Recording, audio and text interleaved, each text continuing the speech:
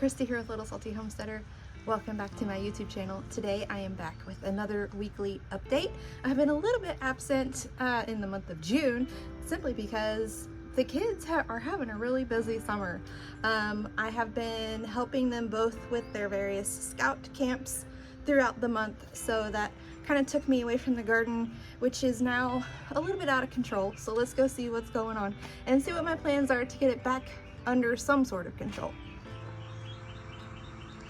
All right, as our usual tradition dictates, we will start over here in the tomato patch, and you can see how wild and unruly it has grown in the last couple of weeks. I mean, it already kind of was, but now it is substantially worse. I have been harvesting quite a few tomatoes. I have 6 pints of tomatoes that are processed and canned in the pantry from stuff out of the garden. Logan made about half a gallon of tomato soup the other day using everything from the garden. We have made some homemade salsa, so we are definitely getting food out of this wild and crazy jungle. Probably the section that I'm going to start ripping out is going to be this back tomato row here. This is the determinates, and then I have a couple of semi-determinates on the end here. But most of these determinates have already given me all they're gonna give me. So I will be cutting those down, getting the space amended and prepped and ready to start getting some fall crops in here. There are a few lone tomatoes left in here. Like if you can see that back corner, there's a couple of tomatoes there. There's one there, and then there's, I accidentally just took out a spider web, so if you guys see me jump, it's because the spider is on me. And then there's one Thorburns terracotta there. I may leave the Thorburns terracotta if I see that it still has blossoms forming on it, but the rest of these are gonna, well, I'm gonna leave this one too because it has blooms on it, but everything else is coming out. I did go ahead and remove the nasturtiums out of all of the raised beds. I'm actually shocked that they lasted until the end of June before I had to rip them out. They were starting to die. They're starting to get really icky. They're still the ones in the green stalk, so I'll show you what they were looking like. But other than that, peppers, we're getting a ton. I am in the middle of dehydrating my second round of ripe cayenne serrano peppers to turn into crushed red pepper. And I have fermented 2 quarts of jalapenos. They're really excellent, and everything else we've just kind of been fresh eating. So really good stuff coming out of here. This bed has the cayenne type peppers. There's some habaneros here. I have harvested a few. I don't know what I'm gonna do with them. I don't eat them, my husband eats them, so there's a little bit more than he can eat at one time right now. So I got to figure out some way to process them so we don't lose them. These though are his favorite to actually just kind of snack on. These are Thai red chilies. You can see they don't get very big. They're basically one bite and done. But he likes the heat, he likes the flavor. So I'll definitely grow these again just for that, even though they're not very big. You know, but he likes the flavor a lot, and he asked me very specifically about those, so I'll make sure they stay in the garden for years to come. There is a Carolina Reaper plant right here, I think, and it's huge. It's like a whole tree, but you can see, maybe, it's got several peppers growing on it. So I'll have to figure out what I can do with those too. Maybe I will ferment them into a super hot sauce. I have no idea. So if you guys have any ideas, I won't eat them, only my husband. So any way that I could process these scary guys for him, just let me know. All right, moving on to this bed. Let me see if that spider web is still going across or if it moved. I don't see it, so either we're gonna walk through it or she already took it down. This bed has indeterminate slicers and paste tomatoes.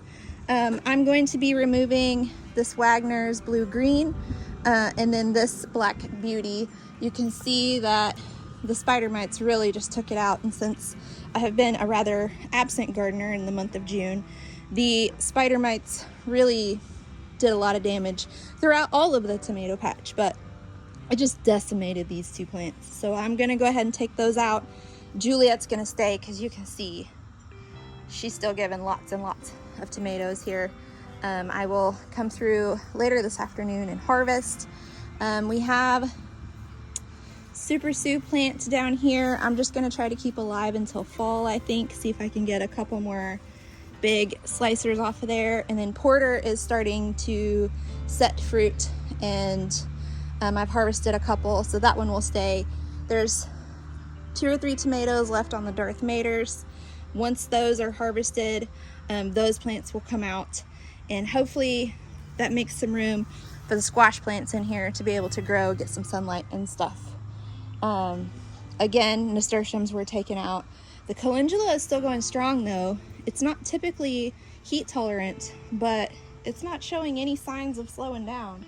So I will leave all of the calendula until they start looking icky.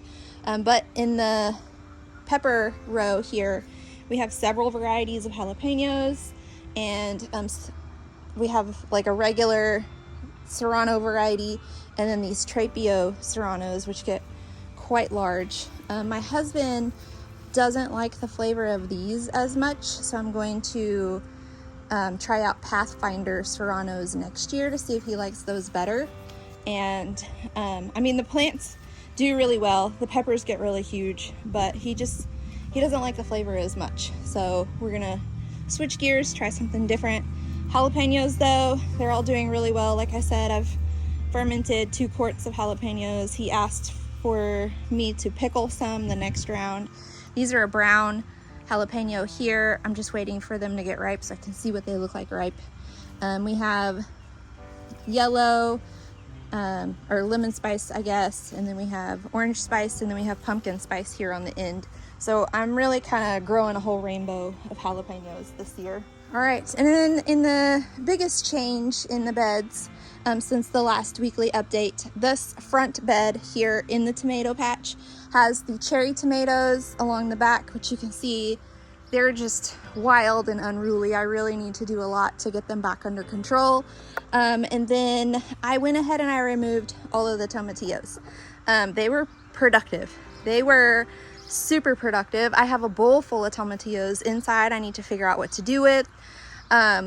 And it just got to the point where I was spending more time trying to figure out what to do with them than I was actually using them, because there were so many.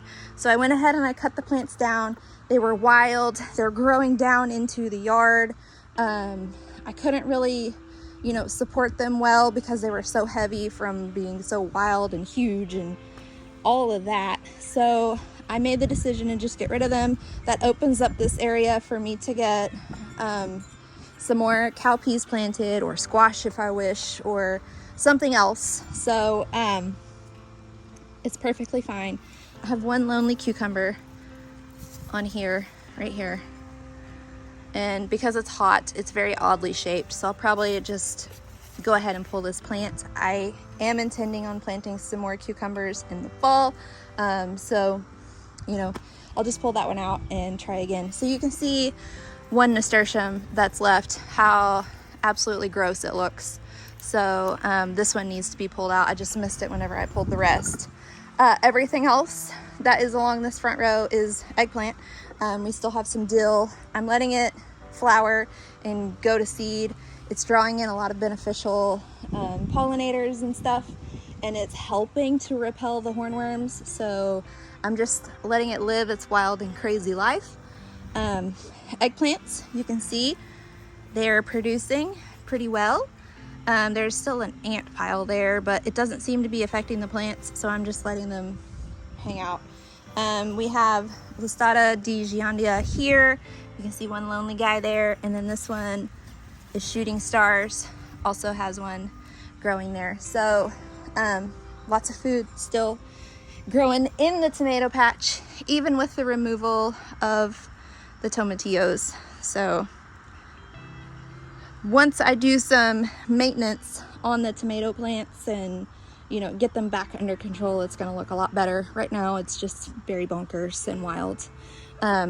Before I removed the tomatillos, not the tomatillos, before I removed the nasturtiums from these two beds, you couldn't get down this aisle at all. Like, it's still pretty wild, but they were just so like grown into the space that you couldn't walk down this aisle.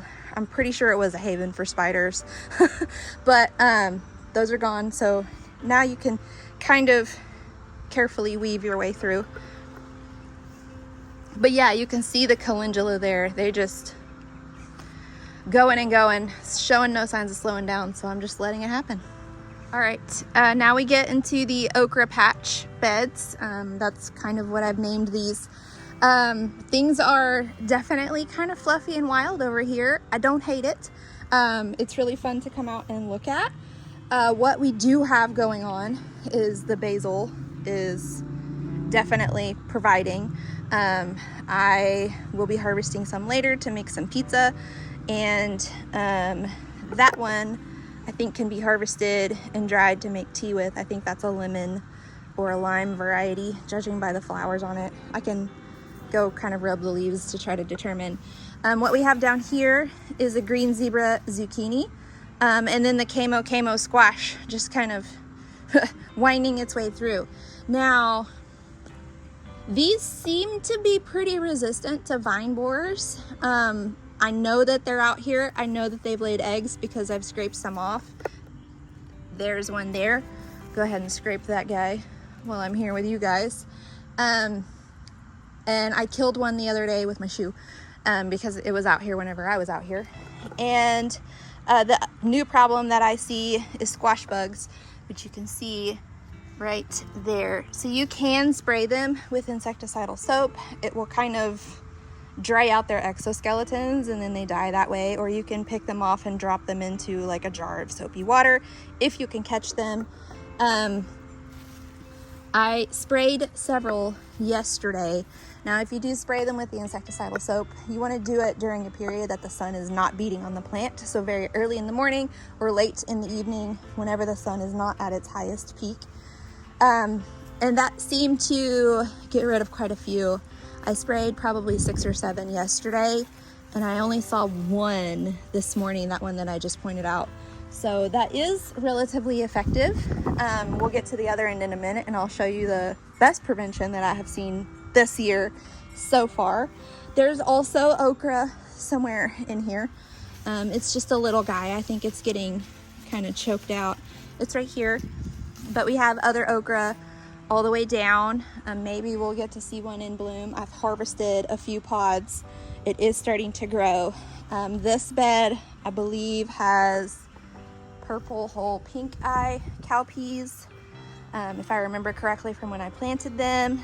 And then we have bell peppers here. I harvested one the other day to grill up with our chicken tacos, and it was really good.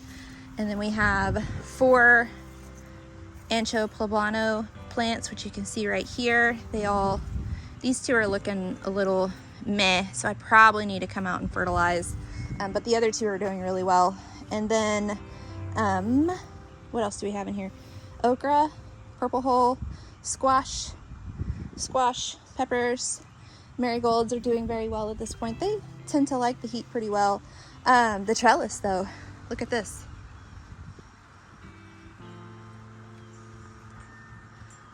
So this is the Thai yard-long green bean, and I have harvested a few, put them in stir fry. They were great. This is the camo squash that is planted down there, kind of winding all the way through, up through the trellis now. So it's creating some cool visual effects happening. This is the Hami melon, I think. Let's see. Yes, Hami melon.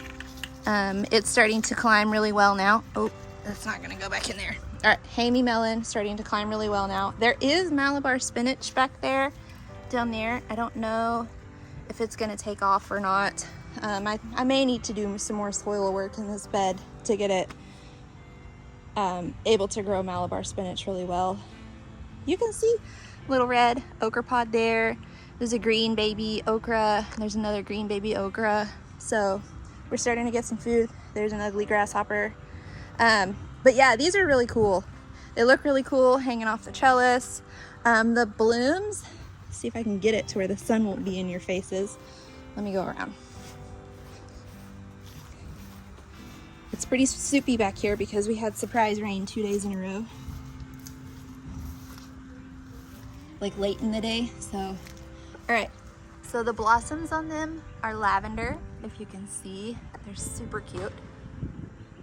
And then there's some up there. So I had to get out here with a ladder and kind of train that to continue to go.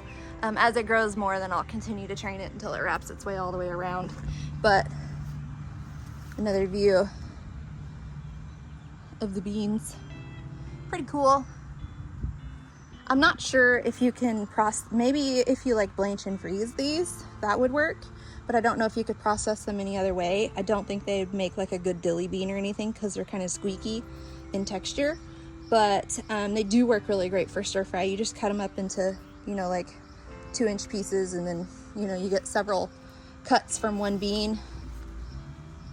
This is about the size I've been harvesting them at. They start to turn a little bit yellow once they get a little bit bigger. So quite a few beans on there. Let me go back around to the other side out of the muddy swamp back here.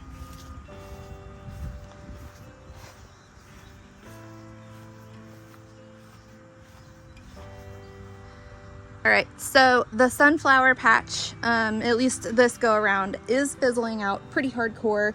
Most of the sunflowers that have bloomed already are on their way out. So I will be cutting these down, dropping some more seeds in. These are still about to bloom. These are Velvet Queen here, but the rest of them are ready to go. So I don't have any more of these marl mix, but I do have these Darjeeling. So I'll probably put some Darjeeling in and maybe some chocolate cherry for the fall, because I'm gonna have pumpkins and stuff going along here, hopefully. So I think maybe if everything grows successfully, that will look really cool. That sounds like a good plan. Chocolate cherry and more Darjeeling, like it. Moving on to this bed. Obviously it looks very similar to the other bed. It has very similar plants planted in it, just different varieties. This one has the Chinese red noodle bean, and I made a mistake. I was trying to wrap it around the trellis to train it, but the stems on this one are much more tender than the other one, and I snapped it off. So I'm not sure if it's going to grow anymore, but we do have Kajari melon starting to climb the front here. And then you can see Malabar spinach where it sprouts just fine, but it doesn't really do much after that. So we'll see if it will grow now that summer temperatures are starting to go up a bit. But we have okra, and this is a dwarf variety, so it's not gonna get very big, but the other ones are taller varieties along that back edge. We have more of the camo squash. We have icicle radish. So this is what I'm finding works really great to repel squash bugs. Not vine borers, but the squash bugs, the little gray one that I just showed you over there. Once it bolts and flowers and it starts to create these seed pods, the squash bugs don't want anything to do with the plants that are anywhere near them. So that was a successful experiment this year. There's another one that's bolted near that big zucchini, and there's no squash bugs on it at all. I was inspecting it pretty hardcore this morning, so I know that's anecdotal evidence. I obviously need to do more trials of the experiment, but so far so good. We have shishito pepper here. I actually need to harvest these so that the plant will continue to produce. These are really excellent stir-fried. A lot of people will just blister them and serve them as like an appetizer with like a garlic aioli or something, but we just like them in stir-fry. We do like a Mongolian chicken with those thrown in. It's great. And then we have, I always struggle with the name of this one because it's so long. Candy cane chocolate cherry sweet pepper. So you can see it's variegated. It does turn red and brown whenever it is ripe. and I had several that were ripe, so I dehydrated them and ground them up to use this paprika, and it smelled really good. I haven't actually used it yet, but just trying to make sure we're using everything that we're growing out of the garden. I don't see any okra blooms in this bed either, but I did point out some baby okras. There's a red baby okra there. So again, they're starting to roll in slowly but surely. As we get hotter, man, those guys will just take off, and we'll have more okra than we know what to do with, hopefully. My husband Jake asked for pickled okra this year, so we'll see what we can do about that. We have a mess. So the corn, as you can see, is dying out, as it does once you harvest the ears off of it. The borage on this side has turned into like this massive borage monster, and I just keep kind of propping it back up on the greenhouse wall, and it just continues to create new ways to be a monster. I'm gonna leave it. I don't know. I'm not really sure what else I would put right here at this point in the growing season because it is so hot. So I think I'm just gonna leave it and just let it be a monster. This is blue spice basil. It's excellent for teas. It has kind of a vanilla fragrance to it. The pollinators love the flowers. They're kind of lavender and coral. So this is actually my favorite variety of basil because it smells so good. And then there was a marigold in here, but the borage killed it. You can see its buddy over here, wind chime. So even this is starting to turn into a borage monster. So, oops, it was a borage monster until I killed it. Okay. So maybe that's what I just need to do. I just need to remove some stalks from it and get some weight off of it, or just let it be a monster. We'll see. Okay, so this is supposed to be a sunflower patch. The roly-polies ate all the seedlings. So I need to, and the slugs, I saw some slugs out here. So I need to come manage the roly-poly and slug population, and then replant some more seeds. I have them inside, they're ready to be planted. I just need to come do it.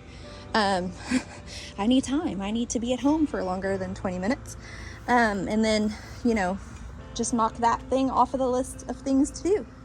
All right, so the flower bed, I haven't planted anything in here since the last weekly update, but I do need to come cut down the salvia again because you can see it's growing back with a vengeance, and I need to try to shovel out all of the root system so that it doesn't keep coming back. Again, it's just a matter of needing the time to do it, but it is on the to-do list to take care of hopefully this weekend. One of the things that is happening that is absolutely lovely is the Sahara Rudbeckia is really starting to bloom quite well. This is plant number 4 that is going to be in bloom, and we'll kind of walk through the other 3 and show you because they're all different colors and it's amazing.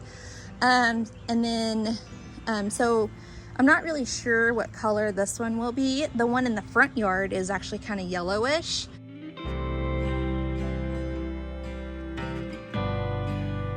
So maybe this one will be too, judging by what those first petals look like. Some of the snapdragons are fizzling out. You can see that's perfectly natural. They're not like a summer plant by any means. And then petunias, I mean, they're still alive and kicking, so I can't fault them for that, even though they do look a little unruly and untamed. But here's one of the Sahara Rudbeckia plants. Let's see if I can get in the sunlight. So beautiful. We have a milkweed here. It has a bit of an aphid problem, but not too bad. These are like oleander aphids. Ladybugs will come take care of those. Calendula, I mean, this one gets blasted by the sun and it's still doing pretty well. So just gonna let it go until it gets ugly and crispy, and then I'll take it out. This end is kind of the mirror image. Milkweed. This is a Persian carpet zinnia that is giving a bit of color, so I'm gonna leave it. I actually have on the plans for today to start some more of those so that I can get them into the flower beds. And then we have snapdragons. These are actually in bloom, as you can see. I can't remember which variety these are, but they're really cute. Hopefully they just kind of drop seeds and volunteer more for next year, but you can see where more are just fizzling out. Then here's another Sahara Rudbeckia, and we have one more down there that we'll get to here in just a second. Again, petunias are still cranking along, so I'm just letting them until they don't crank on anymore. And then we have more Sahara Rudbeckia. It's got a hoverfly in it, so I don't want to bother it, but you can see they're all different colors. So that one's kind of orange. This one's kind of like a coral salmon muted orange, and then that one is like even more muted and kind of dusty compared to the color of this one. So really cool. And then back here where I planted some various perennials, the Gaillardia is really putting on a show right now. I didn't expect it to bloom the first year, but here we are and I'm loving it. There is a double sunset that was blooming. It's these now. It's going to drop seeds and they're going to spread everywhere, which is totally fine. I'll try to find the picture of them that I took and insert it here.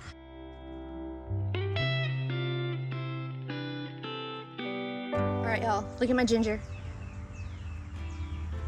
I was pretty worried that we weren't going to have any, and then we had one shoot come up, and then we had, you know, more and more, and then we have another new shoot here. So I think we're gonna get ginger. Really exciting. Of course, it's dependent upon me keeping it alive during the hottest part of the summer, but so far, so good. We have ginger in this pot as well. And this one sprouted last week while I was gone, and I came home to that little surprise, so that was fun. All right, pepper green stalk. I have harvested several peppers off of here. Anything from Thai red chilies to these Buena Mulata, these purple cayennes, to these Arapaho cayennes, to serranos and jalapenos. We do have a couple of Listada di Giandia eggplants here. So while I was gone, this entire thing got incredibly heat stressed and dried out, and I thought I was gonna lose these eggplants on the bottom. So I babied them for a few days. Whenever I got back, I was out here like heavily watering and, you know, picking off icky things and like deadheading flowers and stuff, just trying to make sure that I made it as easy as possible for these guys to spring back, which it looks like they are. I do need to run some fertilizer through here, but other than that, looking pretty good. The leaf cutter bees really love pepper plants. I don't mind sharing. So you can see several little peppers there. This is a fizzling out nasturtium that I actually need to come remove. And then another fizzling out nasturtium. I need to come deadhead the marigolds here. Up here, I'm going to be planting some holy basil and some purple basil, kind of just alternating it around. There is one volunteer pepper plant right there, and then we have a dwarf Mally Rose tomato right here. This one was kind of a late straggler, so I don't know if anything is going to come of it, but it looks relatively healthy, so I'm just going to let it go and hopefully we get a few tomatoes off of it. I'll also plant basil in the pockets that the nasturtiums are coming out of, and the reason why I'm putting basil in here is to try to keep hornworms out, because I have dealt with a couple of hornworms in here. It wiped out this pepper, but it's coming back if the leaf cutter bees will leave it alone a bit. And then it feasted on some tomatoes up there that are no longer there. But you can see more peppers. Here's an Arapaho cayenne. So doing pretty well. Just need some fertilizer and some love.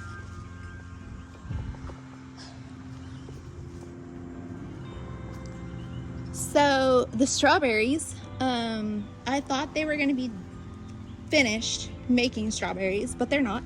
You can see right here, here's a cluster of several. This one's almost ripe and ready to be picked, but there's a few clusters like that all down, see right here.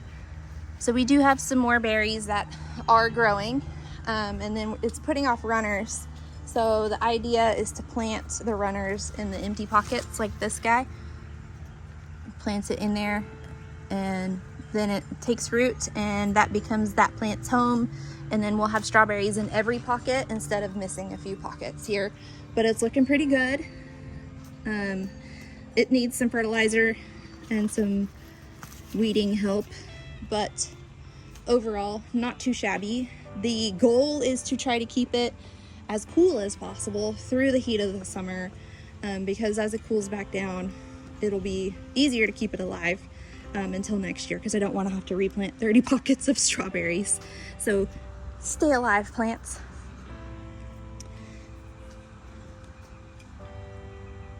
The lime tree is also a basil jungle.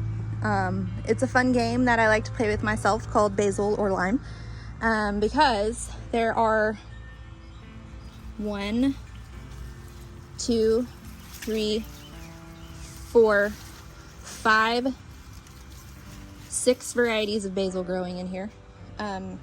You can see the growth of everything is perfectly fine. This is all new growth on this lime tree here. So I'm just letting it happen because it's something full of life in the middle of summer whenever a lot of stuff just starts to look terrible. So all is looking good here. I don't think this guy is going to fruit or give us any limes this year.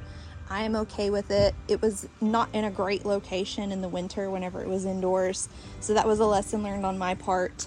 We'll put it in a happier place, and then, you know, hopefully next year I get the fruits of keeping the lime tree alive for another year.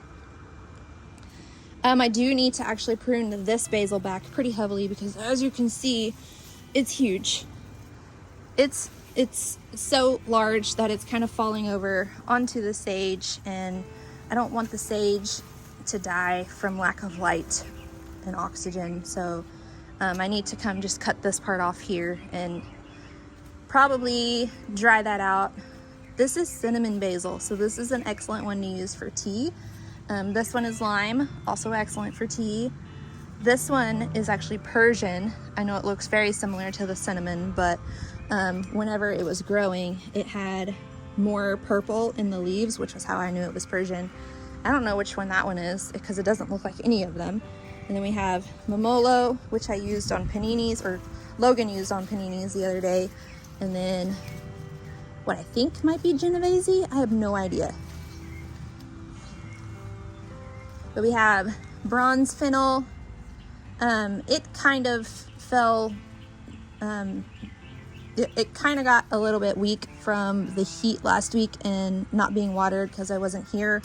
But this basil, whatever variety it is, this one was also Persian, is doing just fine. The herb green stalk, I'm not gonna lie, it suffered quite a bit while I wasn't here to make sure the soil stayed moist. And some plants really got pretty ugly looking, including this mint, which I thought would survive anything in the world, but as it turns out, it needs to be watered regularly too. But it is starting to get some new healthy growth back on it, so it should bounce back just fine. This obviously did not survive not being watered, but the rest of the plant did, so go figure. This chamomile has fizzled completely out. It's dead. I'm just letting its roots break down into that pocket. And then we do have some chamomile left. This one gets a bit more shade, so it's gonna last a little bit longer. I actually need to harvest these flowers and get them dehydrated. But look at this ornamental oregano. Isn't that cool? That's so cool. That's why I'm growing it. And I mean, you can use it as like an edible oregano. It's just a prettier one to look at. So cool. Lavender, Mondalvian dragon balm. That one really suffered from the lack of water. So you can see some like dead leaves and stuff close to the bottom of the plant. But it bounced back. It's doing okay-ish. Calendula somehow survived. This marshmallow plant really took a beating because it gets a ton of sun. Yeah, it really took a beating. So it has new growth on it though, so I'm kind of like, well, maybe I'll just remove all this crap and see what happens with it. Because this one survived relatively well, and then this one looks pretty great. We have tarragon here. You can see it got kind of icky from getting overheated. We have hyssop here, and then we have rue down here. The thyme, of course, survives all of the neglect pretty well, but it's bouncing back. It looks a little worse for wear, but it looks a lot better than it did a week ago, I promise. It looked a lot like this tray of zinnias. So because I wasn't here, I obviously wasn't here to water, and my poor husband Jake, I didn't think to ask him to come out and water. He drives over an hour to work and then over an hour back home. So by the time he would work all day and then come home, I didn't want to bother him with like, hey, will you go water my plants? So some of these will be transplanted out, and some of these will become compost or something. So yeah, this was a lesson learned. Don't leave plants unwatered, because this is what they do. But the other tray is mostly just fine. There's a Cosmo bloom here, so I need to get these transplanted. I need to get these dwarf sunflowers transplanted. Yeah, not much survived it, but enough did that I can transplant things out and have some summer flowers. I'm going to be planting some things today, or starting some things today, to kind of help get some more color into the flower beds in both the front and the back. But that is a look at the garden the very last week of June 2025. I definitely need to come spend some time out here whenever I can to get things back under control, but it is almost time to start working on fall garden stuff, which is also super exciting. All right, but that is it for this week's weekly update. If you would like to continue to see how the garden grows and changes from week to week, mostly week to week, please like, subscribe, and comment. Do all those different YouTube things. Otherwise, until next time, go find a way to get those garden manicures. Bye!